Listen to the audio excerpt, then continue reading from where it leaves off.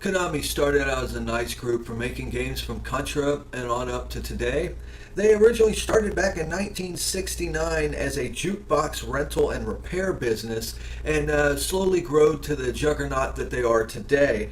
And 1978 is about the time when they first came out with the first game that they released that was called Block Game. And over the years, they have had about 400 different games released under the Konami name. Some of the more famous ones are Double Dribble, Contra, the Castlevania series, and more. They got so synonymous with game development and games in general that everybody knows the Konami code.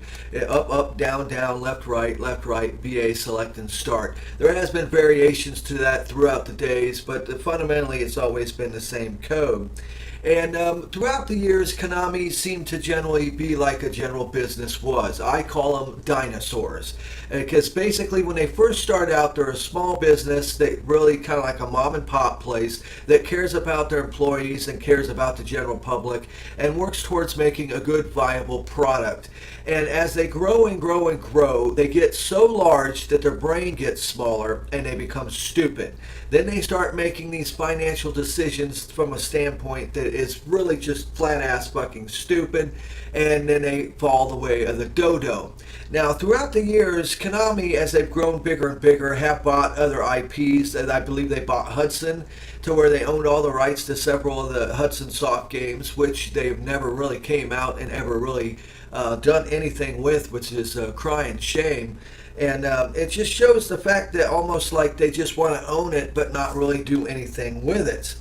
Now, anyone who's been keeping up with this Konami fiasco has realized that a lot of bad things have happened just not that long ago.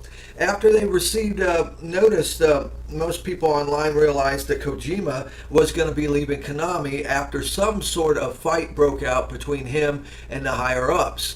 No one still has actually released the exact information of what did happen, but they did say after the Phantom Pain, him and other senior members of the Konami team would be leaving.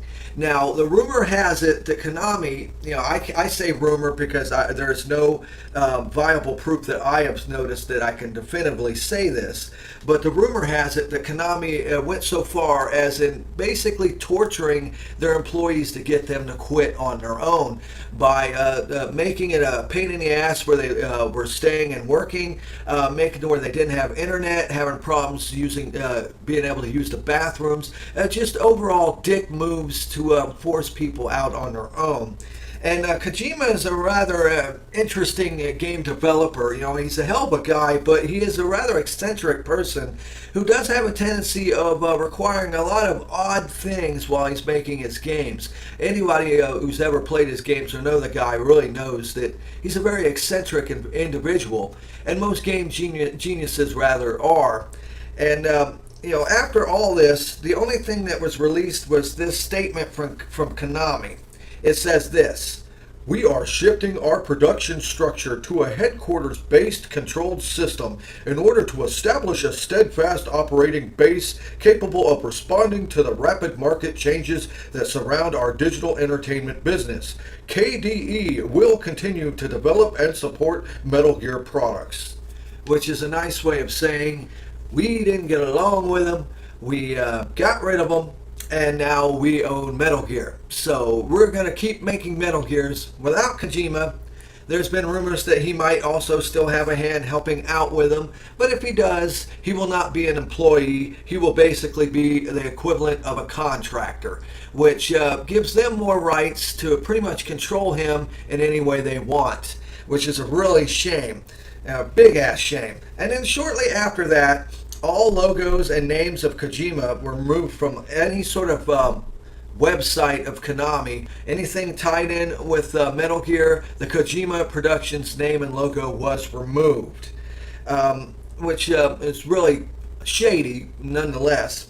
And then, not that longer than that, the wonderful news that I got that I still love so much is not only did they remove Kojima, and this is his last game, but after that, I think it was about April 1st, they said Silent Hills, the game that him and Del Toro were working on with Walking Dead actor Norman Reedus, who was supposed to play the key main character of the game. They said that the game was canceled.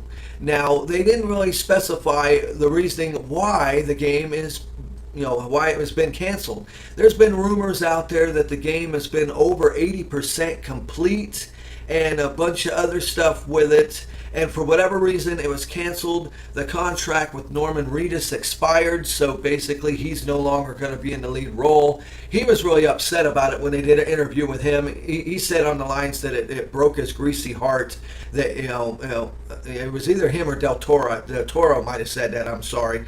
But, they were all upset about it because it looked like it was going to be the best Silent Hill game ever. Like they finally went back to what made the original Silent Hills great, and it was just the overall scare factor of the game. Now, not only was Silent Hills canceled, but then PT, the playable teaser trailer that was made by 2070 Studios that was on the PlayStation Store, was pulled down as well. Now, if anyone's played that, it was once again another typical Kojima trick.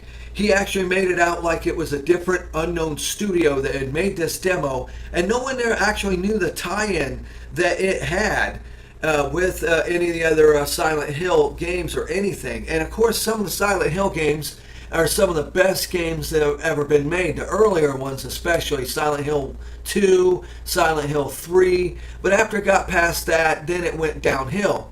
But, they came out with this PT trailer, which kind of shocked everyone because no one really knew what it was about. And if you were able to play through the trailer all the way through and beat it, you got to see the teaser trailer for the Silent Hills game that they were working on. And this was going to be a blockbuster. This was supposed to cement Konami back in the forefront of being some of the best game developers around.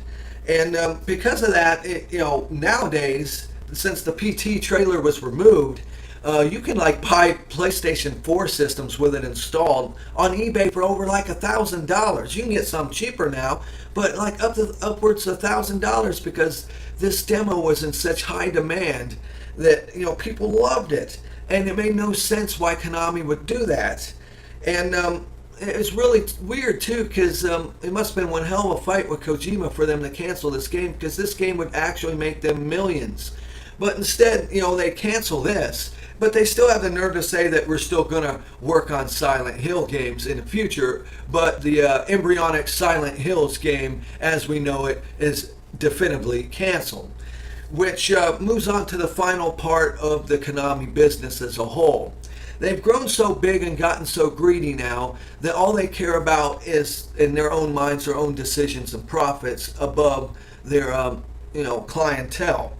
So instead of making great games anymore, now all they do is own IPs that they do nothing with. They fire some of the best talent they have. They cancel games that are damn near 80% complete. And there's even been rumors of this title possibly being picked up on Xbox, but that was just speculation. And now they're more moving on to what they consider more profitable markets, which is gambling and mobile markets. So instead of focusing mainly on games, they want to make the most money they can in their minds and be a profitable company by moving away from console games in general and sticking with mobile market games and gambling machines. And even after a while, you even seen that they pulled their name off to the New York Stock Market exchange, which was really weird. Now, I'd like to know what you people think as well.